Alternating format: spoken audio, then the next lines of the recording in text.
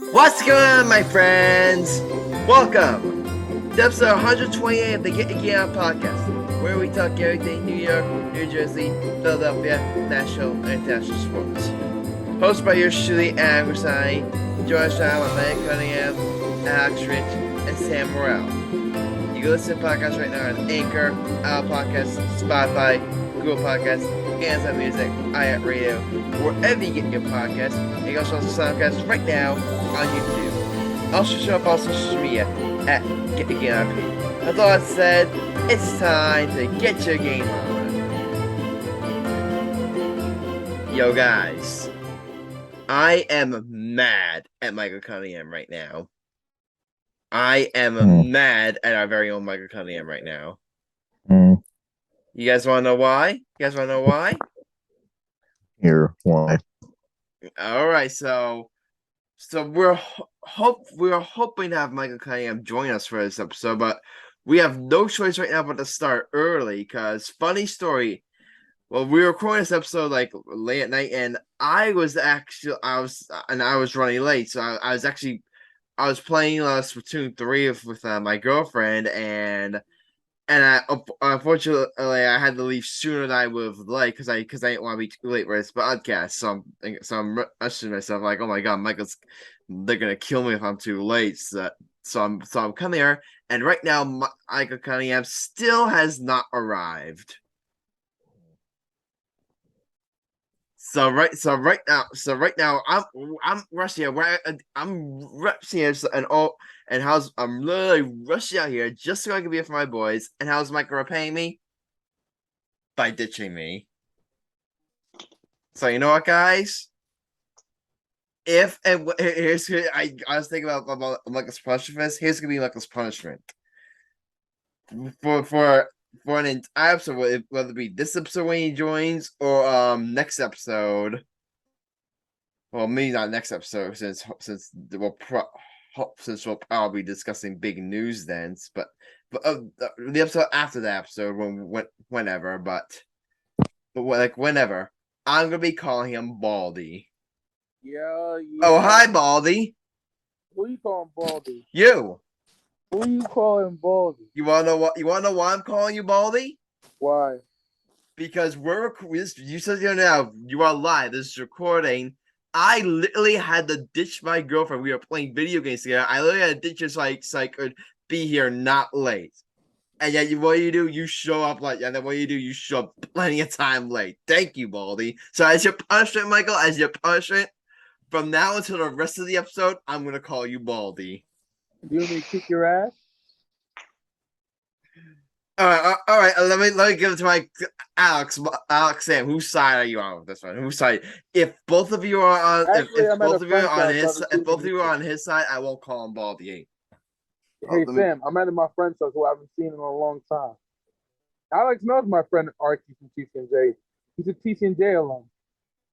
Alex, remember my friend Archie that you met? Yeah. I'm at his house. We're hanging out, talking, and playing some Madden. Nice. And technically my bet covered, so you can all kiss my ass. Both your bets covered. Congratulations. We'll discuss that during the bang segment. Yeah, I'll come back for the hot take. I promise.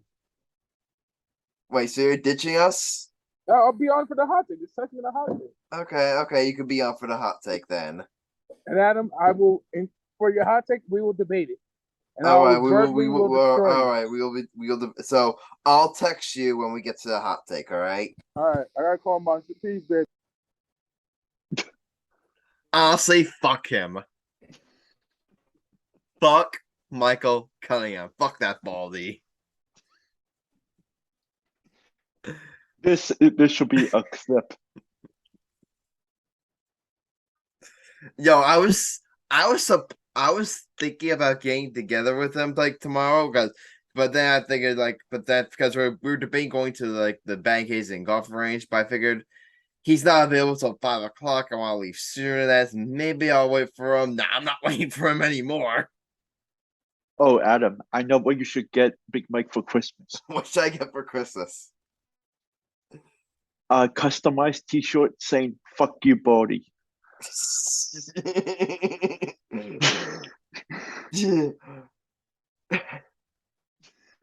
cue ball, the love Adam Grassani.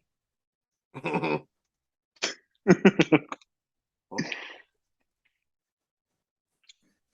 really glad I didn't have my mic on for what I just said. What'd you just say? What'd you just say? I'm not gonna say it, dude. All right. How about this? Message it to me. Message it to me. Okay. All right, but you guys ready to dive in? We got a lot to discuss this up. My favorite phrase. We got a lot to discuss this episode and a little time to do it. So let's not waste any more time. NFL Week 13 just wrapped up. We're going to start with football. Let's just start with the Giants. They were coming into a must-win game. They were coming into a must-win game against the Washington Commanders at home. And what happened? They did not win the game. They did not lose the game. They tied the Washington Commanders. Oh, they were just barely coming to tie. They had a 4-point lead. Oh, Sam, you effed up for that. So for those of you who don't know, thing that Sam just messaged me, thing that says this is he just messaged me, and Sam, all I'm gonna say is you fucked up for that. That's why I'm glad I did not have my mic on. Okay, good. If you want, I can type it in the chat so Alex knows. Yeah, type in the chat so Alex knows.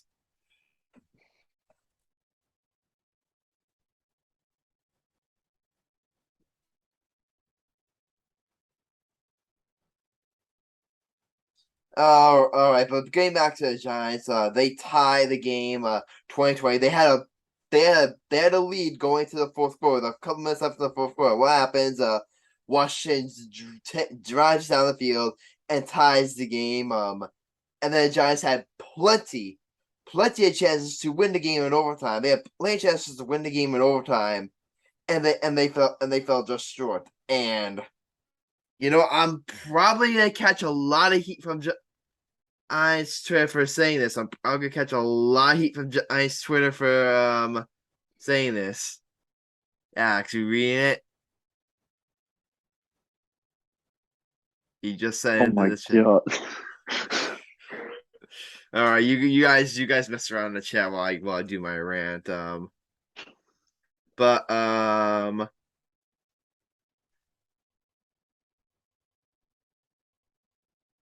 But yeah, I mean,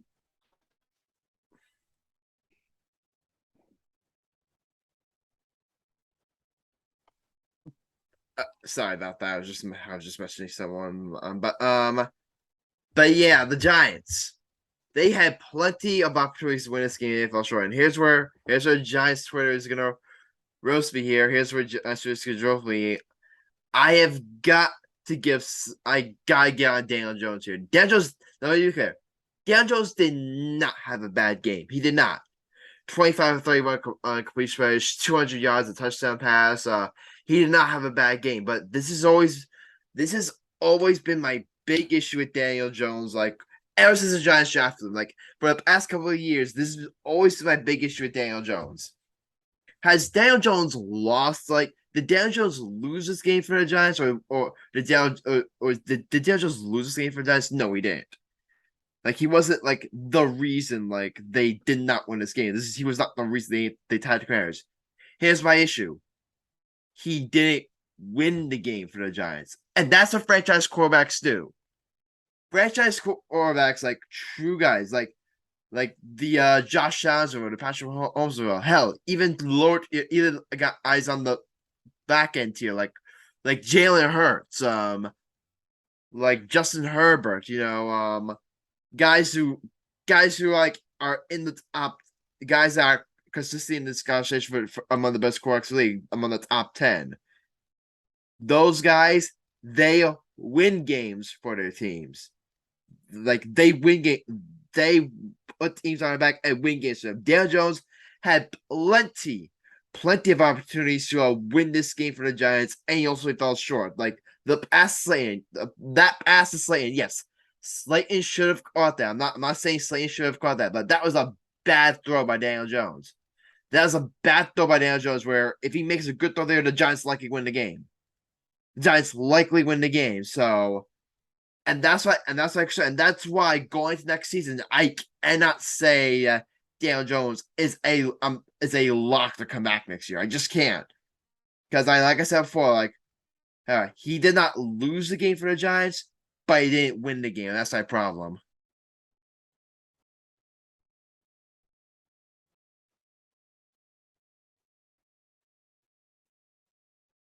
Guys, you know when I go silent, that means I'm giving you the floor, right? Go ahead, Alex. Yeah, I was watching the game, and the Giants' effort was kind of up and down. But I wasn't sure how they let up the Commanders 20 points. Something was wrong with the defense, as you could see, but I just don't know how this team is going to be continuing their season, allowing these type of uh, bad mistakes against terrible teams. Yeah. The defense, the Giants defense has been great all year, and they weren't necessarily bad in this game, but that touchdown run, you can't get that touchdown drive at the end, you can't do that. If that was against for example, if that was against a guy like Aaron Rodgers, if that was a guy like a guys like Justin Herbert, or like one of those guys then I would understand it. You gave up a game-winning drive at home to Taylor Heineke. I know Taylor Heineke's not a scrub. Yeah, Taylor Heineke. Yeah, this is the first time you've heard of him, Sam. He's the Washington Commanders quarterback, Taylor Heineke. I'm sorry. That sounds like. I'm sorry. That sounds like the name that you just give a white kid just to make fun of him. Like Taylor Heineke. I've never heard of him before. I've never heard of the name Taylor Heineke before. I'm not even lying. Yeah, well, that's the Taylor Heineke. He's not terrible. Like he's not terrible, but he's not like a bad quarterback. But you should not be giving up game-winning drives to Taylor Heineke. I'm sorry. You should not be giving up game-winning drives to him. A defense this good should not be giving up game-winning drives to him. Wait, but I thought they tied. Yeah. Well, yeah, they tied. Game tied. Late fourth quarter drives. All right. There you go. Yeah, that was. And that last, and basically you can get on defense for that, but they did hold off Washington in the fourth quarter. They did hold off Washington, and they gave Dan Jones and the offense a chance. Tie the game, and you know what? Dan Jones could not lead them that far to not even far downfield. Now he did make a couple of great passes, like in overtime, they set up Graham Gano. But at the end of the day, if I looked this up, if Graham Gano made that field goal, it would have been the second longest field goal in Giants history. You shouldn't have to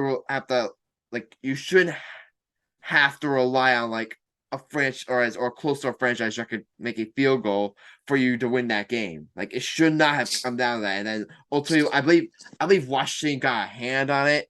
I remember watching it. I remember when kick. I'm like, yeah, Washington definitely got a hand on it, and it came just short. Maybe I'll go back and look at the replay, but I'm 99% sure Washington got a hand on it. But still, it's it shouldn't come down to that. Yeah, not with how many chances the Giants had to win this game. That's my problem. And another problem is everyone's just. You guys need another quarterback if you really want to make that push. Because Daniel Jones is a nice quarterback, but he's never going to be a franchise cornerstone. I think that's the problem. Yeah. Yeah, exactly. For example, Lamar Jackson, franchise cornerstone, no doubt, right, Sam? He's the third best quarterback in the league. I don't know about third best, but he's up there. He's up there. I get your point. Alex, would you say Jalen Hurts right now is a franchise cornerstone? Absolutely. The way he's playing. I mean, the way he's played this year. I mean, right now he's on pace to be but like right now he's definitely looking like a franchise cornerstone. Right now, I do not see a franchise cornerstone like Indiana Jones. Now he has had the best weapons. I understand that he has had the best supporting cast around him, during his Giants tenure. I understand that, but at the end of the day, You shouldn't need it though. that's the thing. That's the thing. He shouldn't need it to beat like the Washington Commanders. You shouldn't need an elite supporting cast to beat the Washington Commanders. It's like I don't really like that excuse just because it's like, for example, like I'm gonna use the Ravens for example. Lamar Jackson, who does he really have? Name one wide receiver on the like everyone uses the Giants don't have any wide receivers excuse. Name one wide receiver on the Ravens. Yeah, and it's like the thing is, Lamar Jackson isn't known for throwing; he's known for running the ball as the quarterback. Yeah. So usually you would want to have a good one or two wide receivers with him to relieve that pressure. The Ravens haven't had a good wide receiver this year. The Ravens just have amazing defense this year with an amazing quarterback. Exactly. They don't have a wide receiver. The Chiefs with Patrick Mahomes. Like they have that one guy. That's Juju it. Smith-Schuster. That's it. Yeah, that's it. That's all you have. And even then, saying Juju is a little bit of a stretch. But it's like if you have to name one guy, okay, there he is. But that's all Patrick Mahomes has.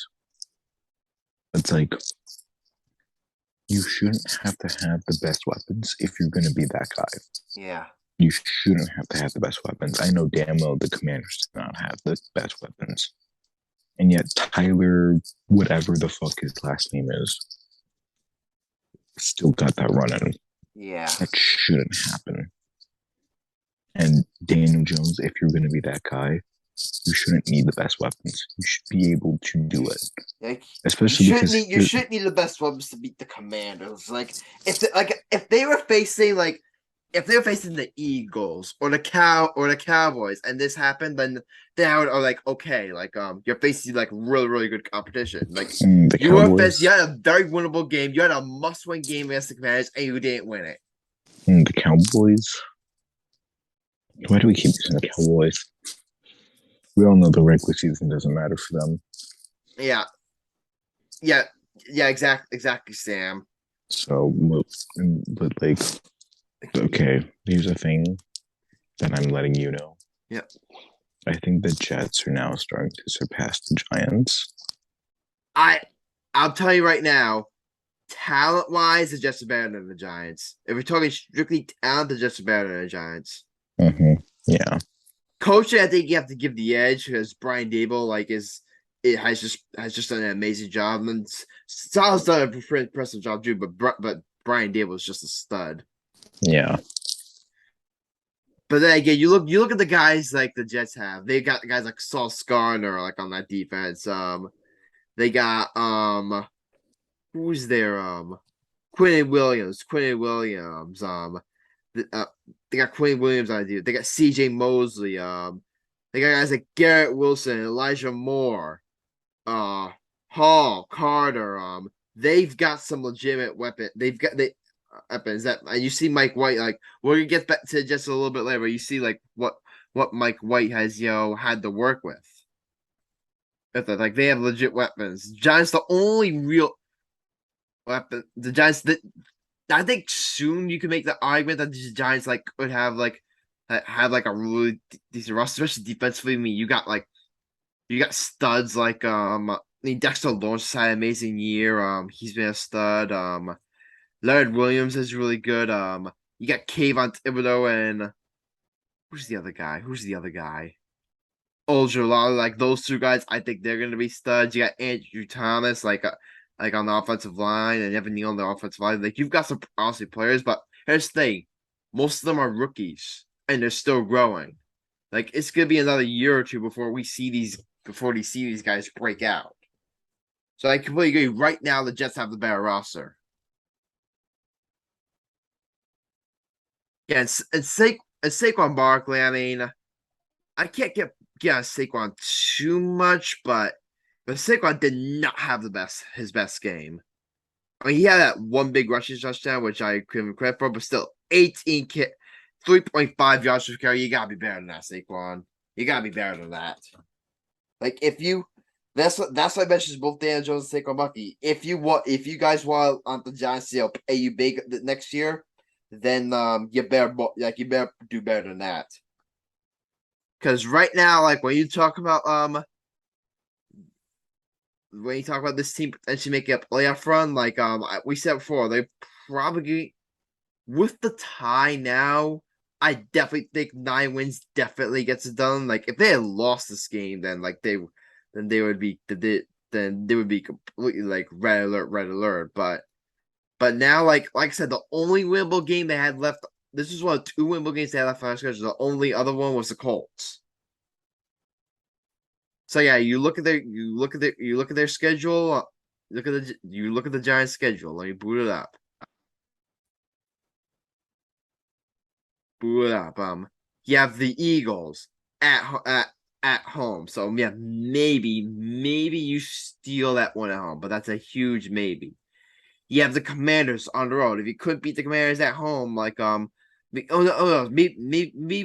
they do win that one. Maybe they do. I'll call Giants Commanders at that one a coin toss. You have the Vikings like at home, like the I don't like my chances that one. You have the Colts, and then you have the Eagles, and then you have the Eagles on a roll. Maybe you could steal that last one against the Eagles, because if the Eagles have locked up the #1 seed and they have nothing to play for, so maybe you could steal that one. So basically, what you're saying is they could potentially steal all of them. Yes, basically. But here's the thing, Sam. There is no winning. You can potentially steal a win. Here's the thing. You by not winning this game, like if you had won this game, playoffs would have been all but a lock. Like I would have felt confident about their chances of making the playoffs. But now you put yourself in a position where you're gonna have to not one beat the Colts, which isn't a guarantee. You put yourself where you have to win that game against Colts. And number 2, you put yourself in a position where you have to steal 1 or 2 games where you're probably gonna be underdogs in. You put yourself in a position where you're gonna have to steal a game or 2. And then the Giants are making the playoffs. Gun to my head, I'll say they make it, but the only reason I'm gonna say they make it is who's making it in ahead of them. Like right now, let's see, if the season ends today, they would be the 6th seed. And Seattle right now is behind them. They're 7-5. Giants are 7-4-1. Yeah. And then Washington would be the odd team out at 7-5-1. So and then but other than that, you have Detroit 5-7, 5-8, Atlanta 5-8, Green Bay 5-8. I don't think those teams are making any sort of comeback. So it's really gonna. We all know Dallas is gonna make it. They're gonna be the first wild card. So they're not gonna win the division. So it's really gonna come down to lock up those 2 wild card spots. And I think those 2 wild card spots are gonna be 2 of the Giants, Seattle, or Washington. It's gonna come down to those 3 teams.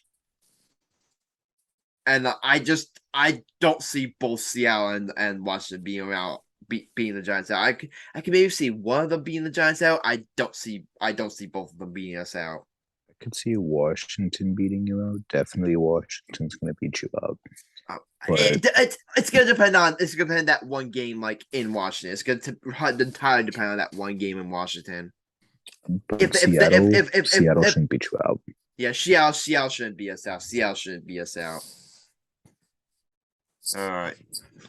But right now, it is looking like we all know we talked about the Odell Beckham Jr. free agency saga, right? Mm-hmm. And right, like he's currently a free agent. He just met with the Giants, and apparently it was reported by Jordan Ron that the Giants are Odell Beckham Jr.'s first choice. And if you're a Giants, you have to get this done. Like I know Odell Beckham Jr. Has his concerns. Apparently there's some sort of controversy at an airport. I don't know all details of that, so I'm not gonna comment on that. But we all know how the previous marriage ended. But now Dave Gettleman's gone. The Giants they desperately need help up at wide receiver. So I definitely think if you can get Old Beckham Jr., you have to do it. Yeah. This receiving core needs all the help it can get. Yeah, it pretty much does. All right, so that's all for the Giants. I mean, the Jet. I mean, we'll talk about the Jets really quickly. Unfortunately, did guys? Did you want me to text Michael and to ask him to come on the talk Jets and Cowboys? And in the meantime, I'll give the floor to Alex so you can talk Eagles. Yeah, sure. Just because I don't have anything to talk about the Ravens. All right. What happened? Did you guys win? I'm pretty sure we won versus the Colts. Again, I didn't watch that game. No. The Cowboys versus the Colts. The Cowboys versus the Colts. Oh, who the fuck? Wait, I thought one of y'all said you beat the Broncos and you won. You faced the Broncos and you won by 1 point, 10-9. Okay, then I may have to rant. Okay, go ahead. Go ahead, rant. Wait. Let me look at the stats first. Ravens. We see. Oh yeah, that was the game. Lamar Jackson got hurt. I forgot. Oh yeah, we gotta talk about that. Oh yeah, I forgot about that. How did I not forget? How did I forget to put that on the script? I forgot about Lamar Jackson getting hurt. How long is he gonna be out for? Let me see. Let me look it up. Lamar Jackson injury. All right. The Ravens have said Lamar Jackson suffered a knee injury, but it's not season-ending. Yeah, he's gonna be back. I think it's gonna be another days to weeks. They said. Mm-hmm. So I take that as okay. He's probably gonna be out till I don't know, maybe Christmas. And then I think you use the last 2 regular season games to get him wrapped up and get ready for the playoffs. Because right now, I think you guys have all but luck of a playoff spot. Mm-hmm. All you need is a one or two more wins. So I don't think this is necessarily this upcoming games you got Steelers, Browns, Falcons. You guys should win at least, even without Lamar Jackson, you guys should win at least one of those or a couple of those. Then you get Lamar Jackson back towards the end of the season. You guys should be fine. I'm worried. I'm really worried, actually. Yeah. You're worried? Yeah, I'm worried. Just because Lamar Jackson is most of this team. So without him on the roster, it's going to be really rough for these next 3 games. Okay. Especially because, look what their quarterback did. Yeah, he didn't do anything. Yeah, look what the Ravens quarterback did after Lamar Jackson left. Huntley threw 32. He got 27 of 32. Yep. And he still only got 187 yards. Yeah. What's good? What's good, the viewers? Hey guys. What's up? Like guys, Russell Wilson only threw 22. Go Cowboys! Still beat them. Cowboys! We kill them Colts. All right, Michael? You join us. I texted you, so talk about first of all, talk about your Cowboys, then talk about your Jets. Big wins for both their teams. Big win for the Jets lost today. Oh no, Jets lost. Just lost. Yeah, sorry. It was a good win for the Cowboys. We're on the 4-game winning streak, I believe. Yeah. 4-game winning streak, yeah. You guys beat the Colts. I mean, that was a gimme game. You should have won that game. No, we blew them out. You blew them out. You took care of business. I'll give you credit. You took care of business. And then on Christmas Eve, we're gonna beat them Eagles. I think we're good at any team. We can beat any team. I think at home. I think we only lost one game at the crib, but we're gonna beat them Eagles on Christmas Eve. And I'm gonna tell Alex to suck it once my Cowboys beat the Eagles. And the Jets are still in the playoff on Adam. All right. They are still a playoff. I mean, you guys lost to like one of the best teams in the NFC, the Vikings. So I don't think. And plus, Mike White looked good. Mike White Mike White looked good, right? Yeah, and we took him to the head. For over 3,000 yards. I mean, he had a bad interception, but aside from that, he looked like really, really solid. We took him to the grave. Yeah. Did you see that? What the Jets players were?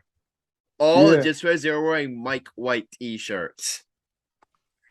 Yep. And guys, I think we can say right now, Zach Wilson's time at the Jets is all but done.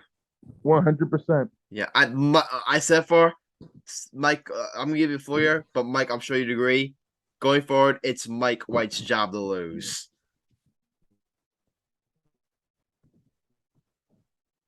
Go ahead, Michael. You agree it's Mike White's job to lose, right?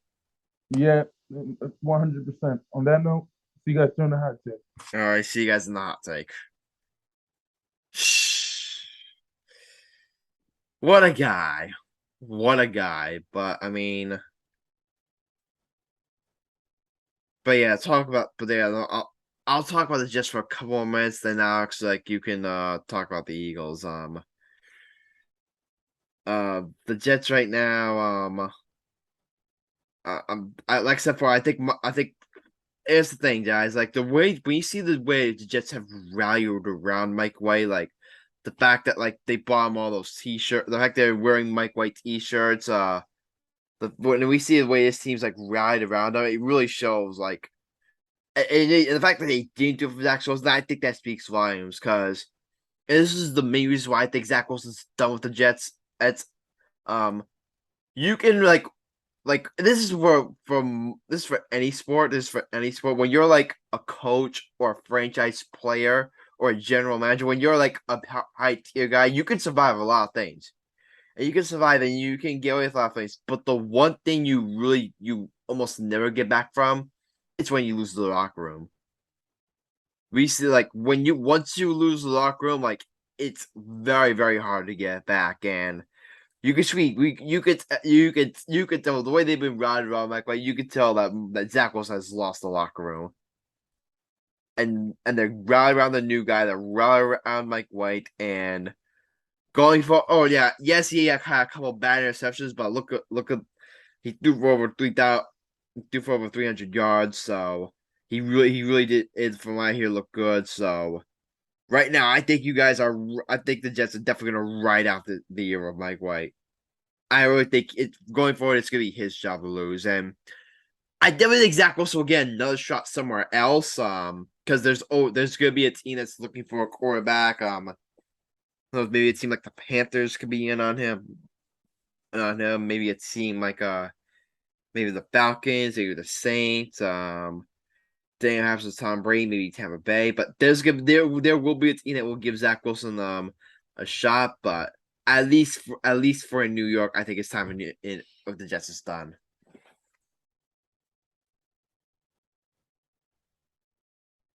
All right, Alex. Please make it short because we also got to do World Cup before we do the hot take. To quickly talk about your Eagles. You guys won, right? Yeah, you guys. We won. You guys blew out the Texans, right? Yeah. All right. The Texans are the worst. No. Texans played the Browns. My apologies. Who do they face again? They played the Titans. Oh, Titans. Yeah. Titans are a really good team. So blowing them out like that was impressive. Yeah. So I'll start with the offense. I I really loved how AJ Brown played in that game. His catching ability was on point from start to finish, and especially with the bullets that Jalen Hurts gave to him was a really great thing to see. The, the Eagles held Derrick Henry to 30 yards and 11 carries.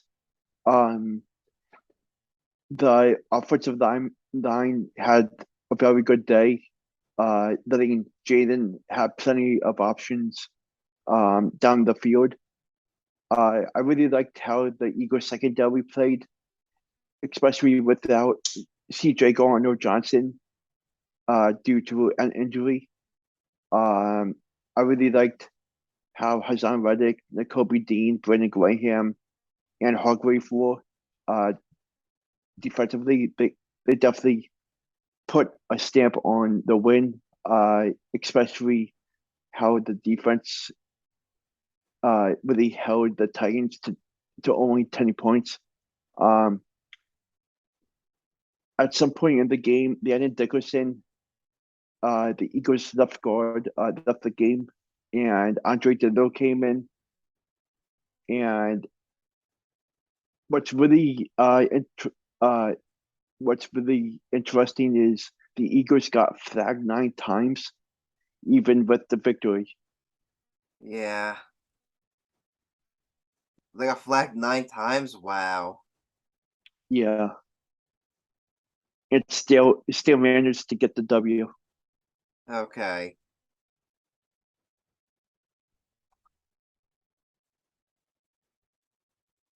So that's it, the W. So yeah, I mean, nothing really to say about the Eagles other than you guys are gonna roll over. And I mean, I said before, you guys should come out of the NFC. You guys should come out of the NFC. I feel like there's no excuse not to, Mm-hmm. because I don't see any team in the NFC beating you guys. Yeah. All right. All right. All right. So before we get to the hot take, Oxygen segment, the 2022 FIFA World Cup. Go ahead and talk about. I heard huge. This really like I wouldn't say bad, but disappointing loss for Team USA. Yeah, it was definitely disappointing ending to USA's journey to during the World Cup. Um, but but hats off to everyone who was on the team this year. Um, they had a really good run. Um, but to look down the road, we got two pretty big games on Monday, December 5th, which is tomorrow. So the first game is Japan against Croatia and Brazil against South Korea. And Adam, I think I told you Brazil was out, but for some reason, they are still in. So they still have another chance. Okay. And for Tuesday, it's Morocco against Spain, and then Portugal against Switzerland in the round of 16. So that will be those 4 games will be interesting to watch. But I'm pretty interested to see how South Korea uh, does against Brazil. I know Brazil is a really favorable team to win it, to win the match, but I think South Korea could give them some trouble. Yeah, definitely. I mean, it's a disappointing loss, but yeah, I mean, you guys, USA made it to the round 16 for. This is the first. What's this? This is the first time they made it to round 16 since when? I'm not sure. Yeah, look it up. But this is the first time they made it this far. Well, I mean, remember 2018 they missed the World Cup entirely. So really, really nice bounce back year for Team USA, and I think this is something where Team USA they should try to build off it. Like maybe they get to around 16. Maybe they get back to round 16 next year, and then they'll be motivated to maybe get to the round of 8 and then round 4. I hope maybe one day when we're still alive, they win the whole thing. But I know the chances of that are unlikely. Yeah, it definitely sucks to not have USA in the World Cup to continue their great journey, but that's the way how sports are, and it's an unfortunate situation, but we just have to move on and think positive and know that it'll come around in 2026. Yeah, did you look it up by the way, Alex? 1 second. So it says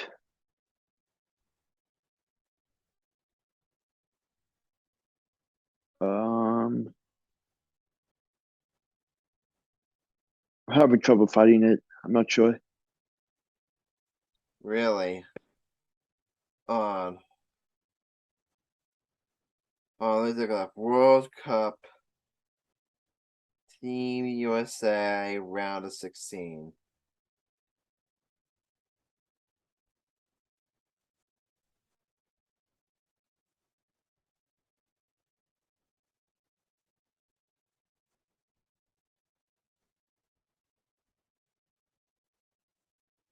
All right. Let me look up on Twitter. I'm sure we'll find it on Twitter. Okay.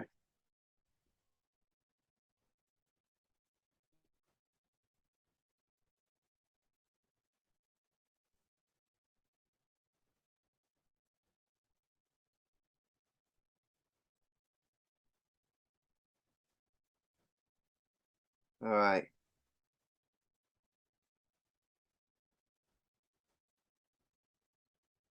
Oh, let me look.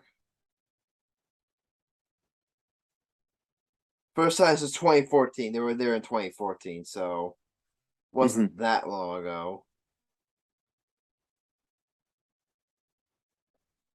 But yeah, definitely look to get back there next year, and then advance there, and then both from that.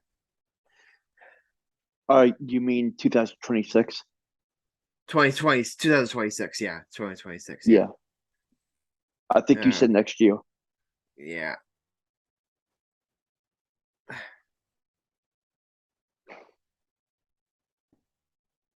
Yeah.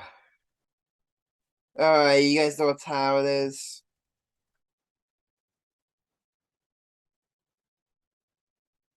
The hot take of the episode. Yep, it's time for a hot take. So, did you want me to bring back Michael for the hot take of the episode? Or you guys want to do it without him? I'll text him like, "Hey, we're at the hot take." Because me and Michael, we were planning to do a debate. I don't know if you saw us in the casual chat. We're ready to go. So if the wheel lets on Michael, we're probably gonna have a debate. I'm probably gonna challenge him. Okay. I just text him, "Hey, we're at the hot take." All right.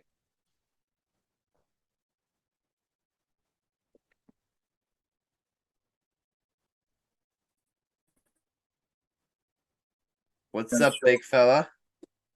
What's the hot take on your roster, boys? All right. Here we go, guys. I built the wheel out. Oh, yeah. Last time, Sam, did you hear what my hot take was? I wanted to tell it to you because I wanted to hear whether or not you would approve it or not.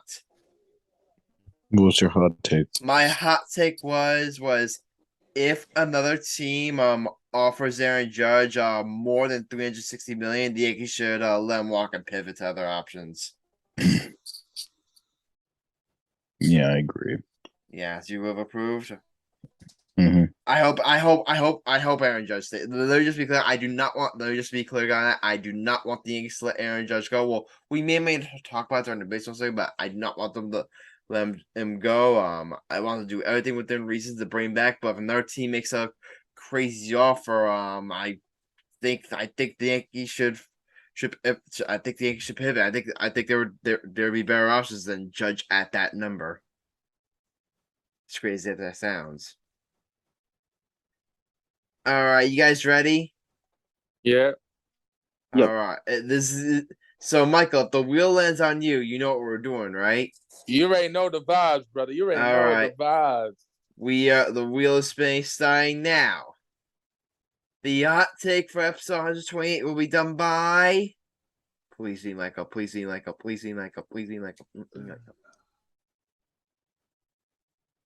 It is Michael Cunningham. You're about to get smoked in this hot take. Okay. All right. So, Michael, you say what your hot take is, and then I'm gonna pick the other side, and we're gonna debate. I think Kobe Bryant was better than Tim Duncan in the 2000 era. Kobe was the best player in the 2000s. From 2002 to 2010, Kobe was the best player. And I'm gonna counter that by saying from 2000 to during the 2000s, Tim Duncan was the best player. Here's why I say Kobe was the best player. All right, you go first, then I'll counter. Let's see. He won 3 All-Star Game MVPs, 2 finals and back-to-back finals MVPs. Took a bum-ass team with the Lakers in 2009 and 2010, a team that never should have won the playoffs, won the finals those years, into a good player. He makes great players better. He elevated Paul Gasol into a great player. He elevates his teammates. He was dominant in the early parts of the playoffs when he had Shaq. And then he started averaging 25, 28, 32. In my opinion, he should have had more MVPs over Steve Nash at him. You know what I mean? In 2005, 2006, Kobe had the better year. Individually, should have. Continue. Shut up. You don't know basketball. And first of all, Tim Duncan only did good because he had Manu Ginobili. And I love Tim Duncan. And he had Tony Parker.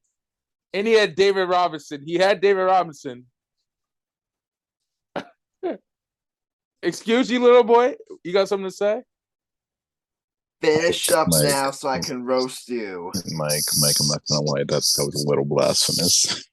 What's blasphemous? You said that Manu Ginobili and Tony Parker and whatever that other guy's name was, you said that they made Tim Duncan. No. If anything, Tim Duncan made all those guys. First of all, here's my thing. Both of them have 5 rings. But Kobe, here's the thing. Tim Duncan was the best player the only one that Tim Duncan was the best player on was 2014, and that was only because he was old and Kawhi was entering his prime. That was the only year. Every single other year, Tim Duncan was the best player on the Spurs. No, he was not in 1999 when they won the first championship. David Robinson was the best player. That's how I know you don't know basketball. No, he wasn't. David Robinson was better than Tim Duncan. No, he wasn't. You don't know basketball. You don't know fucking basketball. Shut the fuck up. All right. How many finals MVPs does Kobe have? He had 2. Guess what? Tim Duncan has 3. Here's the thing. Kobe could have had more MVPs, but Shaq was dominant. I guess that's the thing. Because that's the thing.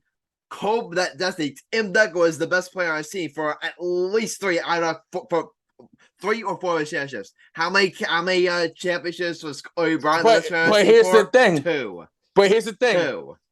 How many times Kobe scored more points than Tim Duncan? More assists and more steals. More. I do not. Does he have more assists? Let me check. Look, I have a comparison thing up there. Yes, you're right. He has more assists. You're right. And more steals. And first of all, more steals. That's not the same as say Kobe's a guard and Tim Duncan's a power forward. But let me ask you a question. If you're down by 2, who are you going with the ball? Just give you the final bucket, Kobe or Tim Duncan? Who am I down by 2? I'll give it to Kobe because he's a better scorer. But all round game, Tim Duncan's better. What? Shut the playmaking, Kobe. Leadership, Kobe. Wait, Wait. You're talking about leadership when Kobe had that feud with Shaq. Name the feud that Tim Duncan got into. First of all, Kobe still was the dominant player. That's why. Who did? Let's see. And Kobe made a bum ass Lamar won a bum ass championship with Jordan Farmer, who is dog shit. Okay, Tim Duncan only made a couple players all right, a little better. That's one player he made. Tony Parker was good from the jump. Would we ever? I love Tony Parker, but here's the thing: are we? Does anyone know who Tony Parker is if not for Tim Duncan? He still would have been nice.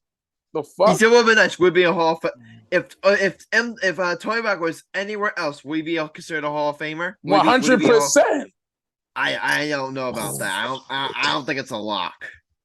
It would have been. You guys don't realize. He was a great player when he didn't play with Duncan in the Euro Cup.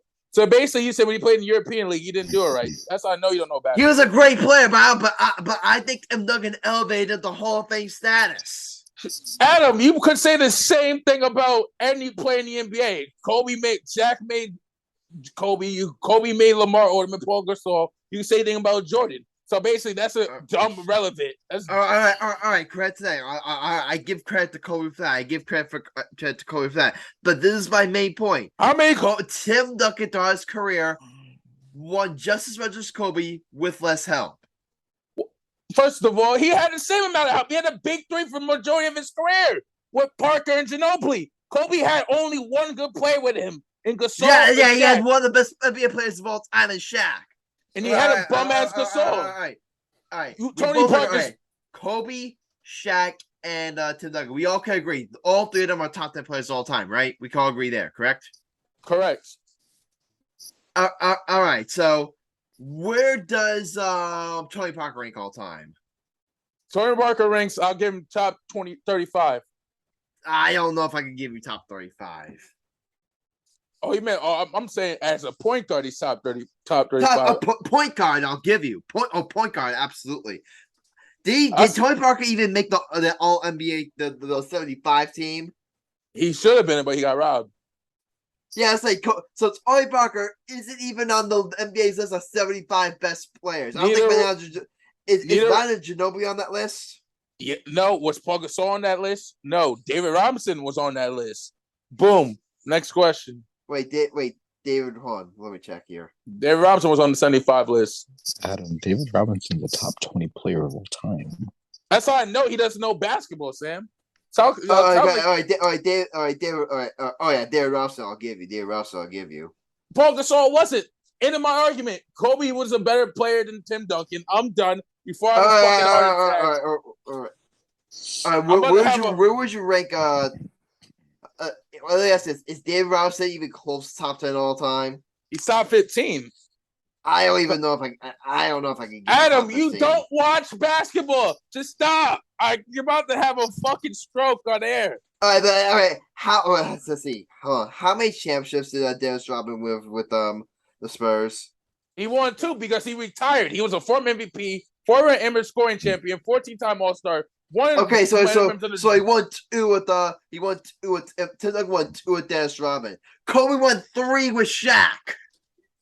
First of all, because Shaq was a dominant center, so was Kobe. He was the best 2 guard in that league, and from those 2 years. First of all, Kobe Bryant's been a great player since he walked into the league, but we ain't going to talk about that. Okay, let me ask you a question, Adam. Yeah. How many? Kobe Bryant had 81 career points in the game, second highest points in the NBA history. Yeah. Okay, but here's the thing. He had different coaches in his career. Tim Duncan had the same coach all of his career.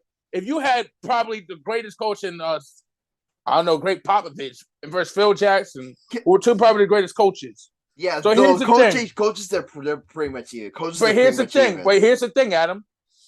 Kobe played for another coach and still played great. How would Tim Duncan would have been if he would have played for a different coach? Wait, who did Kobe play with? Who did Kobe play with? He played with Mike Brown, Phil Jackson, Coach Kano. No. When did he play with Mike Brown? In the end of when Phil Jackson left the Lakers in 2012, 2013.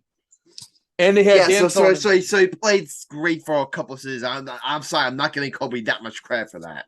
First of all, he did dominate. What the fuck are you talking about? They win championship with Mike Brown. They win championship with Mike Brown. But here's the thing. Close. That was on the end of his career before the Achilles injury. Let's see. Duncan had the same coach all of his fucking career.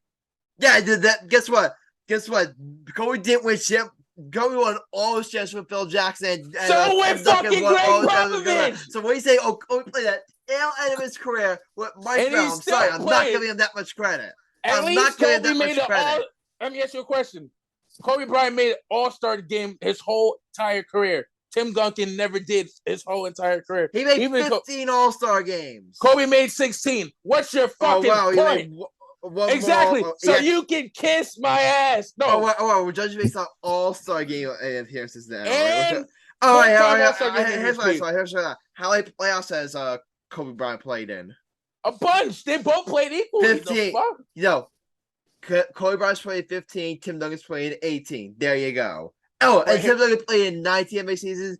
Kobe Bryant made it 20. So he made the playoffs Tim Duncan made the playoffs all but 1 year of his career. Kobe Bryant had 5 seasons where he didn't even make the playoffs. He had a bad team. He only missed a couple years in the playoffs. Genius only 2 because he had a bad team around it. But think about it. I'm not denying.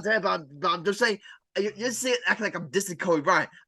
You just said Tim Duncan. You just said Tim. I quit. I quit the show. Adam's about to give me a heart attack. I'm going to have to strangle this bastard. And my friend Tristan's looking at me like I'm a crazy lunatic because I'm screaming like a fucking maniac. Hi, Michael's friend. Are you enjoying this? Ask him if he's enjoying this. Are you enjoying me about to kill my friends on there? He's having fun. He's playing NCAA Madden AA. Sam, let's end this hot take because Sam looks like he about to. All right, so there we go. All right, so you guys both have to vote who won. My God, Sam, both your arguments were terrible. Both of your arguments were. Sam, wait. I just want to know this. Both of you were using all-star appearances. Are you fucking serious? Sam, I'm hot. He brought that up, not me. Don't bring that on me, Sam. Bring that on him. He's the one who brought it up. He's the one who brought it up. And to make it even funnier, both of y'all brought up coaches.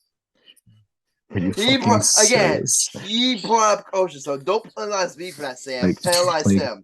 When you say all-star appearances and coaches, both of those things are on him. Don't put them on me. You don't understand.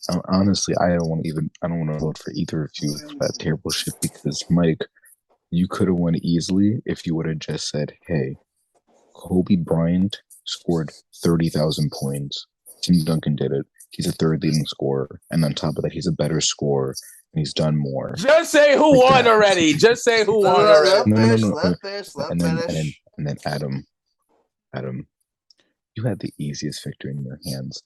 All you had to do was mention one of two things. Just one of two things. No. It's too late now. All you have to do is mention one of two things.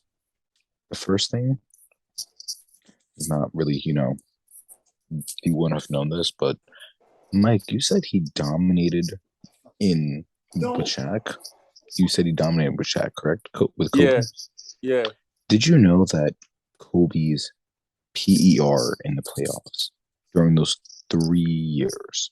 Nobody reads PERs. No, because PER is very important, and PER tells you a lot, actually, which is the only advanced stat I listen to, really. So PER was 19.8 in the playoffs. Tim Duncan was never below a 25 PER in the playoffs. And then when Kobe, in that fourth year, tried to take over for Shaq, Kobe flipped the bag so bad that they lost against the Pistons. But since Adam didn't mention that, I'm not going to take that into account. So, you know what? I am not even going to vote. Just vote already. No, my vote is neither. Can I bring up one more argument? No, too late. Tim Duncan could have easily won a 6th ring if Greg Popovich put him in at the end of the game X in 2013. There. You can't use that point. The argument's over. Sam, just say me. Sam, at least give me the extra credit. At least give me the extra credit. There's no extra credit.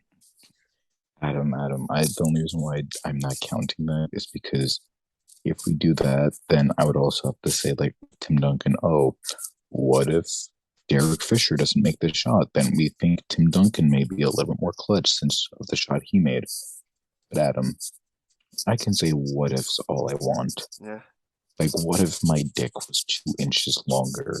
Like, it's not. It's Can we so get massive, to the votes? Can we get to the votes before I strangle you two? What's it called, Alex? It's up to Alex. I'm pleading the fifth. It's up to Alex. Alex. All right, Alex. It's up to you. Alex, just remember who pays your bills on this podcast. Alex, just remember who pays your rent on this podcast. Alex, just remember TC&J loyalty. This is what I will say, actually, before you vote, Alex. I will say this. I'm pleading the fifth, so my vote, I'm not counting my vote because your arguments were terrible, but I will say this. I do have Tim Duncan ranked higher than Kobe. Sam, I want to pimp slap you so fucking hard right now. But Adam, you fumbled the bag pretty hard, so I can't give it to you. Okay. Alex, friendship and loyalty. Remember that. Who introduced you to this podcast? Remember that. Okay. I like where Big Mike is going with this. So I win. So kiss my ass, Adam Grassani. I'm done. I win my hot take. Kiss my Wait, Alex, are you finished? Kobe is definitely higher than Tim Duncan. Let's go. Let's fucking go. You guys don't know. You don't know basketball because you said Tim Duncan was better than fucking Kobe. Hey, Mike. Quick question, Mike. What's up? I want to know, is a quadruple double impressive? Hell yes, it's impressive. Tim Duncan never had no quadruple double. Shut the fuck up. No, yeah, he did not. Yeah, he did. No, he did. That should disqualify him. That should disqualify him. No, that should disqualify him. Mike, he had a quadruple double. In what game? All right, first of all, there's only one player that did that. Was damn shit weenies. Forgot about the pizzas. Give me a sec. All right, yeah. I gotta go. I quit. I'm done. I won my hot take. Adam, kiss my ass. You lost. All right. Just since Sam kind of said Tim Duncan, are we saying a Mike a win or are we calling a tie? No, Mike you wins. lost. Thank Mike you. Wins. Mike wins. Okay. Mike wins. So Adam, shut the fuck up. Oh my god. I'm letting you know he was wrong. Tim Duncan is ranked higher. And if I was arguing instead of Adam, I would have won. But, you know. like Adam, you fumbled the bag. I'm sorry, you really did. You could have mentioned MVPs, defensive players of the year, all these accolades. I'm 9% sure I mentioned MVPs. I'm 9% sure I mentioned MVPs. You didn't mention MVPs once. I'll have to go back. I'll have to go back and listen to the tape there, but I'm pretty sure I mentioned MVPs at least once. I didn't hear it, and then you didn't mention defense at all. You didn't mention stats at all. I was just like, yeah, Tim Duncan is. I rank him higher. I rank him higher than Kobe, but my God, you fumbled the bag, dude. You know the big mistake I made. The big mistake I made was letting Michael go first. I should have went first. Because I would have actually brought those stats to the table. Instead, Michael just got on my nerves. I spent too much time arguing with this bullshit. Yeah, you pretty much did. All right, so next time I'll change that.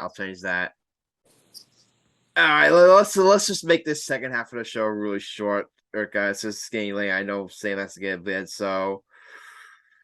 We're not doing college football, right, Alex? We are gonna wait until my guest comes. Okay, so the LB winter. So we'll just do baseball. The LB winter meets have come out. Have come here. let's get the story out because this didn't happen during the release, but it happened the other day. The Mets all-time ace Jacob DeGrom has signed with the Texas Rangers. Let me give the all right. Let me give the official terms of the deal here. But yeah, Jacob DeGrom is out in New York, and he's headed to and he's headed to Texas.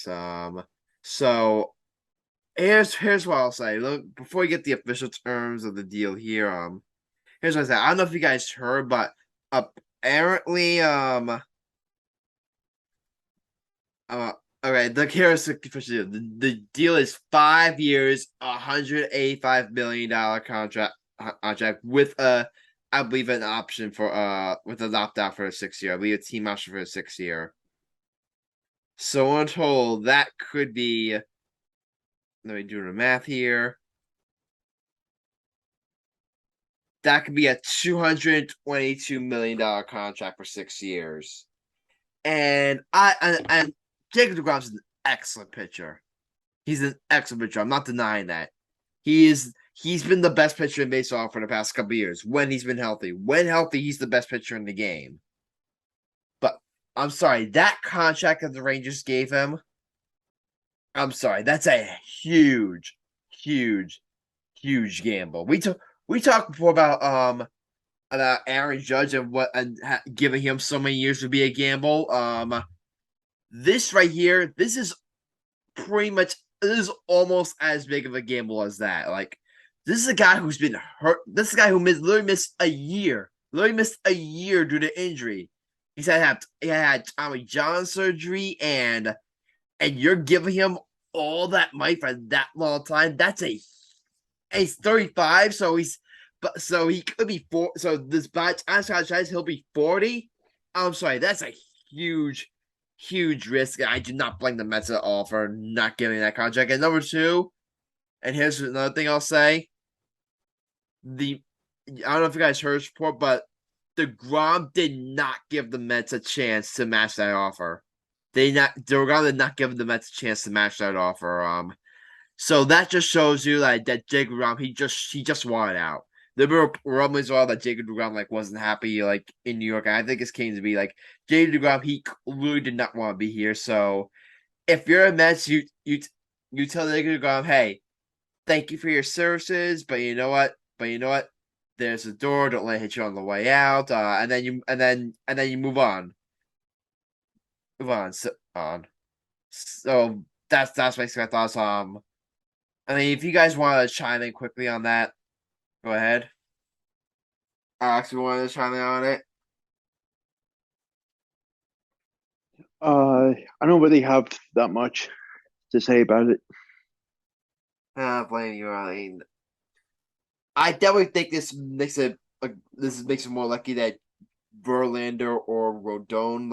I think the Mets will go after both of those guys, or I think they'll go after at least one of those guys to fill the void. Yeah. I think Verlander would make all the sense in the world for the Mets. Yeah, I mean, I've heard yes, there's some concerns about his age. He's 40 right now, but would you want to pair that with another 40-year-old Max Scherzer? But here's the thing: Justin Verlander's the best pitcher on the market right now. He's the best pitcher on the market. The Mets window is right now. Right now, this is the window. So why not go all in right now? Why not go on these next couple of years to try to win a World Series with Verlander and Scherzer at the helm and reunite the Detroit duo from all the way back then? So I definitely think that makes it more likely. I think over with Brandon Nimmo is now more likely. Now you have all that money to spend. We'll have to see what happens. But don't worry, Mets fans. I definitely think the Mets and Uncle Stevie has something up his sleeve. So don't worry, Mets fans. Again, I wish we had Marcellus on because I'm sure Marcellus would have a ton of thoughts on this, but unfortunately, he hasn't been on. Well, we need to get that trending hashtag. Bring back Marcellus. What was the last time he was on an episode? It's been at least 4 weeks. Yeah, so let me text right now. I think it's in longer than that, actually. Hashtag bring back Marcellus. Get it trending. Alright, so Sam, alright, you need to go. Alright, Sam, just tell us your bet. Or did you want, because we're, alright, so you're taking Pelicans, Mike. We're about to talk Aaron Judge right now if you want to stick around for that. Can't. Alright, later, buddy. We're not here. I'll give my thoughts on Aaron Judge. Ready? Go ahead. If Aaron Judge asks any more than 34 mil for 10 years, it's a bad deal. Don't take it. He chokes way too much, and for the past 2 playoffs, he's choked, and we've seen him choke. He's a starting player, but he needs to learn how to play in the playoffs. Okay. Thank you, Sam. We're going to get to that because we do have some news on the Aaron Judge front. Actually, you hear this report from Ken Rosenthal? About this report from Ken Rosenthal about Aaron Judge. I haven't seen it. It is pretty much it's increasingly likely that that Aaron Judge will command a 9-year contract. Mm-hmm. Now, here's the thing. Here's where this gets dicey. Here's where this gets dicey for the Yankees' perspective. Because I believe the first off was in the realm of 8 years, $300 million, right? Yeah. That was in the realm, but that's not the official. It was two or three people were saying that, oh, that's the official offer. People were saying that, oh, it was in the ballpark of $300 million. Like Jeff Pass said, and Curry said it was in the ballpark of 8 years, $300 million. So here's the thing: if this is strictly, if all it's going to take to bring Aaron Judge back is just strictly adding a 9th year to whatever average annual value the initial offer was. So let's say let's just say, for example, the initial offer was $300 million for 8 years. That comes out to an average annual value of $337.5 million a year. If it's strictly just adding another year to that, or maybe you increase the average annual value slightly, then I think it's a slam. I definitely think I 100% believe the Yankees will do that and they'll bring Aaron Judge back. I think I think they will do it, and if they don't do that, then I will be on here next episode or whenever he comes back. Although I do think he will sign my next episode. I will come on here and I will kill the Yankees for that. I will absolutely destroy the Yankees if they don't do that. But here's where things get complicated. If it's another year and a significant increase in average annual value, like let's say you bump up the average annual value to I said for $40 million. That's and then this whole value will be $360 million for 9 years. That's where things get dicey. That's where things get dicey. That's where things get dicey. Again, I don't know if the Giants will offer him that. I'm not 100% sure that that's offer that. I've heard mixed reports. I have heard reports that the reports from guys like Bob Nightingale and Bowden that the Giants are gonna offer that. But here's the thing: Bowden and Bob Nightingale, you guys know, aren't the best sources. So I don't know how much I trust that. So, guys, all I'm gonna say is where we kicked off right now, Alex.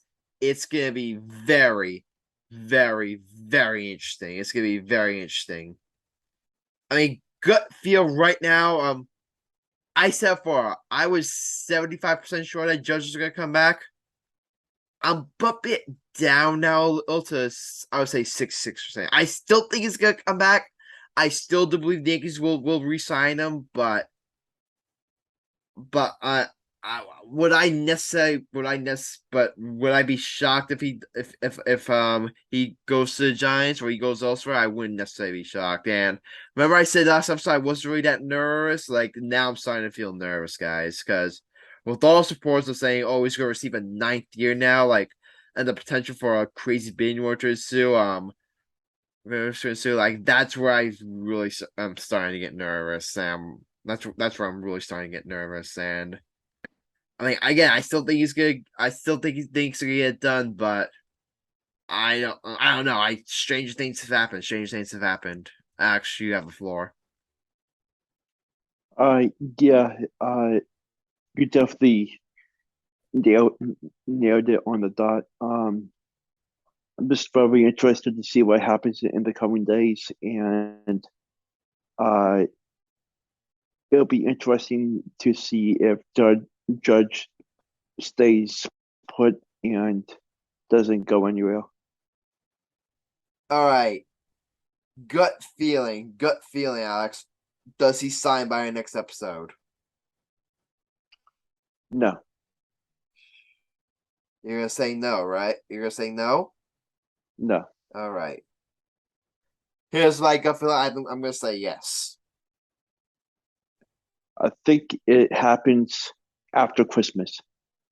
Oh wow, you think after Christmas? Wow. All right.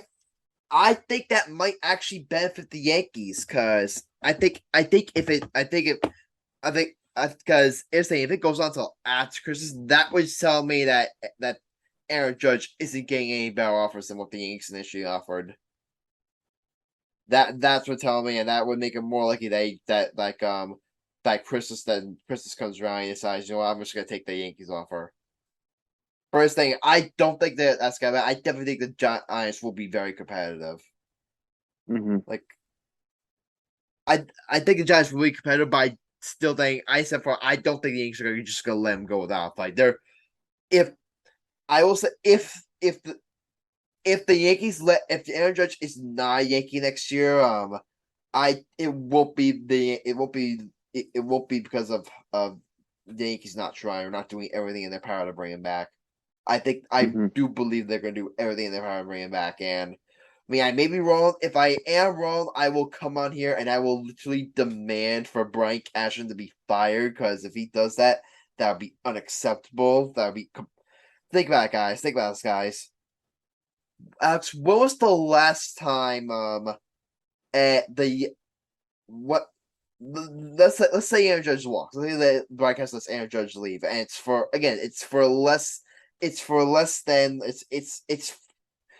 not a completely insane number. It's for the numbers we mentioned, like 9 years, like 340 something million, or 330 million. If it's for something in that ballpark, if they let him walk because of that, Brian Cashman on his resume will have had no World Series experience in the past 13 years, and the first time in like Yankees franchise history that he's let a face of the franchise walk, that he's lost face of the franchise.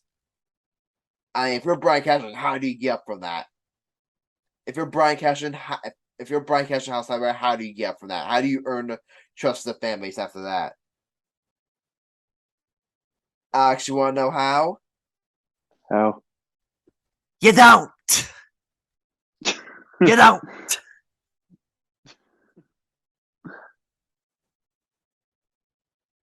All right. Before we get to our bets, one last baseball story here. Then we gotta wrap it up. This does affect the Yankees. This does affect the Yankees. According to Jason Axie. I mean, I'm hoping I pronounced your last name right. If I'm not, I'm sorry. The Pirates beat writer for Post Skeezy Sports. Bryan Reynolds, their star center fielder, the Pirates' star outfielder, has requested a trade. And apparently, like, one of the teams that's going to be very much in on it is the Yankees.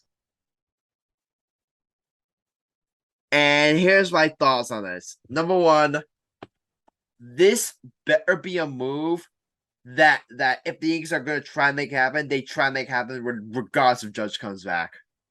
Because it's a report that even remember my whole theory. Oh, Judge leaves, the Yankees should rebuild. It doesn't look like the Yankees are going to do that. Like it's like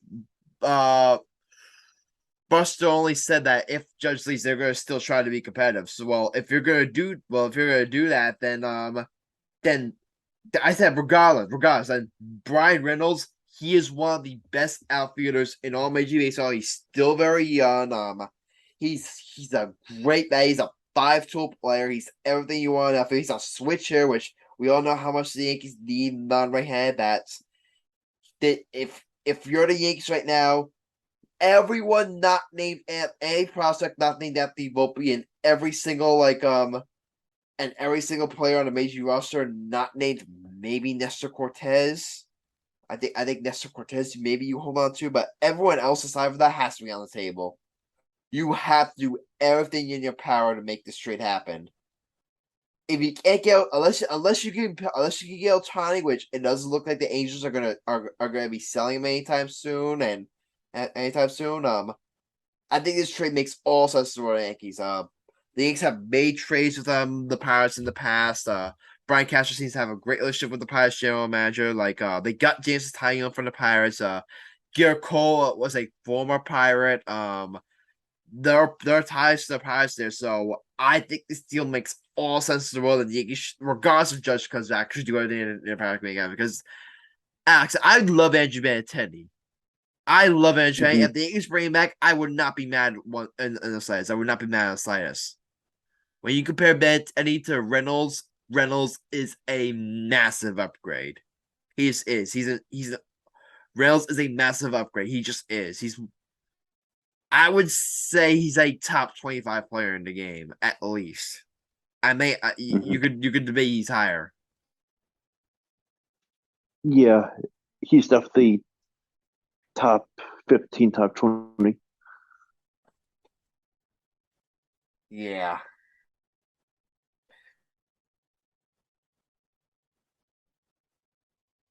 Now, do I think now a lot of people are saying, this is only a deal that would be a backup case in case Judge walks. I do not like that. Here's my thing. I think a guy like Trey Turner, a guy like Xander Bogaerts, those guys would be like fallback options if Judge walks because those guys would cost money. And then if Judge walks, you could simply give the money to those guys. Actually, no one knows Bryan Reynolds is gonna make next year. He's gonna make $6 How much? million. He has 3 years left of control before he hits free agency.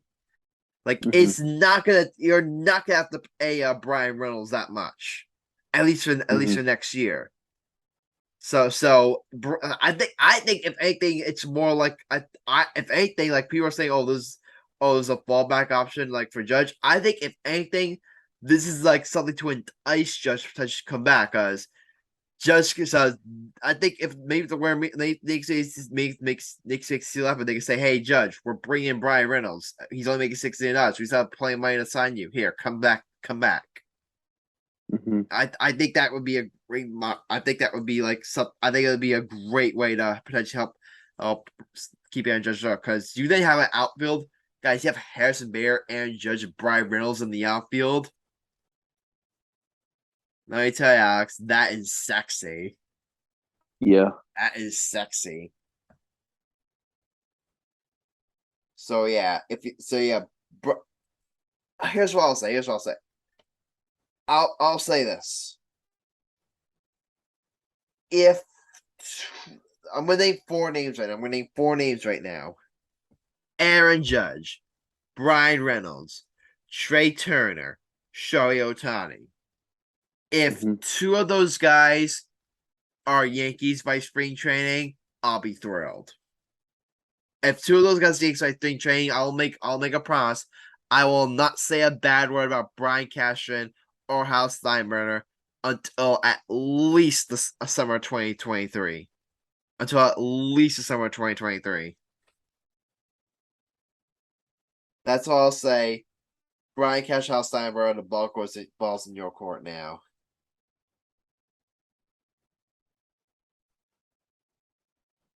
All right. Actually, know what time it is? That's the episode.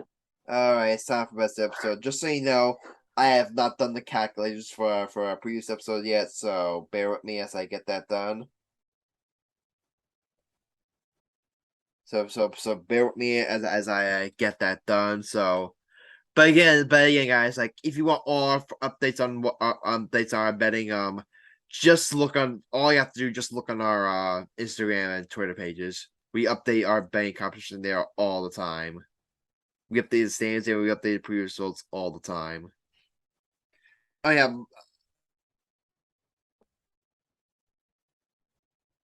All right, so I gotta make my bet. I don't know what I'm gonna do here, so Alex, Alex, I'm gonna ask you to do two things. Number one, text Michael to get on so he can make his bet, and number two, start thinking of yours. Okay. So should I text him? Yeah, text him right now. Text him right now. And then we'll because this thing, I do not know what I'm gonna do for my bet. I have no idea.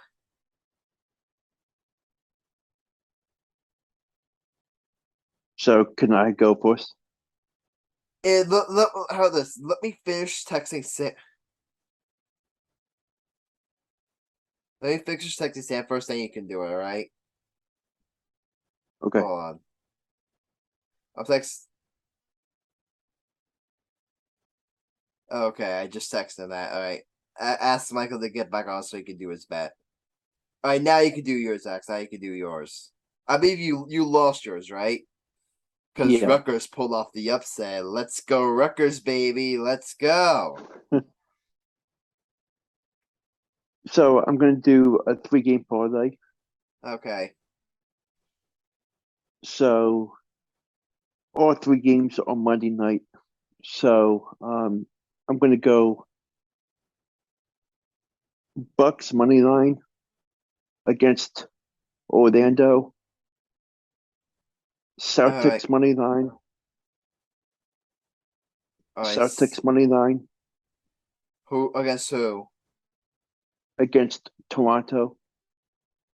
All right. And Sixers money line against Rockets. Okay. All right. Sucks over who again? Celtics over Raptors. Oh yeah, it's Toronto. And 76ers over Rockets, right? Yeah. Yep. Okay. All right, I just texted Michael like get back on so he can do his bet. In the meantime, I'm thinking, what am I gonna do for mine? Guys,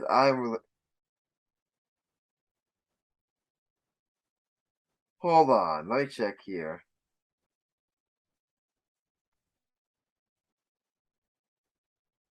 Should I do it?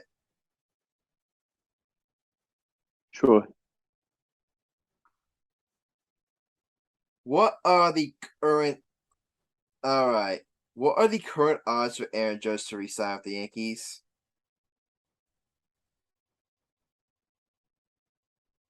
All right, so here's the thing: FanDuel Sportsbook, put together. You know what? I may be.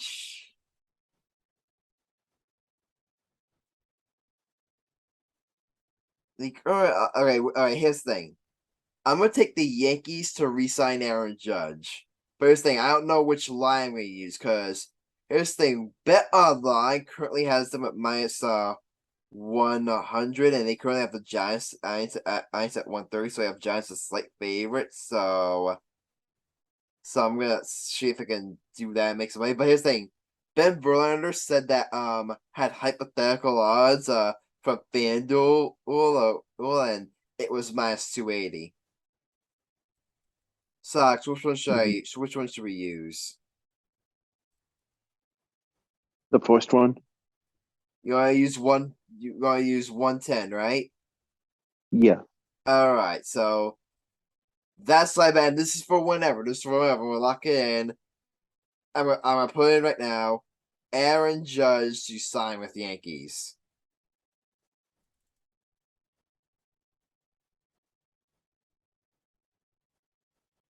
That's my bet.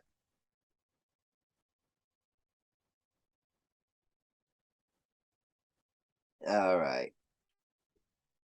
Oh, I just got Big Mike's bet. All right. What's his bet? Luka scoring 25 and 5 assists or more. Okay. So another Luka Doncic bet. Yep. All right. All right, Marcellus. What are we doing for Marcellus's bet? I guess Knicks money line. Okay. Who didn't explain? Let me see. They play Atlanta. Okay. Knicks over Hawks. Who do the Pelicans play? I can look up one right second. now. The Pelicans play the Pistons. All right.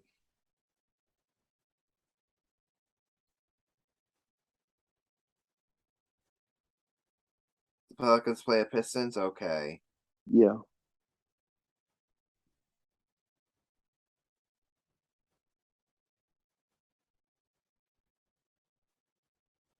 Okay, about that. All right, guys. That's all for our bets, and that's all for this episode. All right, so remember I told you I'm getting together with my girlfriend on Tuesday? Yeah. Imagine if Aaron Judge resigns during my date? Oh my God. That would be something. I Yep. hope that happens. Please. Please. Please, Lord Jesus. It would make my Christmas. It would make my Christmas if that happened. I mean, Aaron Judge resigned with the Yankees in general would make my Christmas, but that would just be the cherry on top. Yeah. Alright. Back, same final thoughts. Go Boards, go Sixers. Alright. Go Nets, go Devils, and Aaron Judge, please come back to the Yankees. Hal Steinbrenner and Brian Cashman, get it done. But guys, that's it.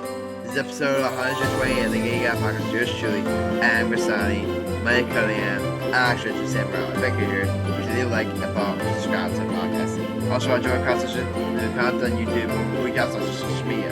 We feature up to say, and feature up to paragraphs. Don't sleep with Jesus fans. You can mention a world, leave it and dive in. See you next time, and until then, stay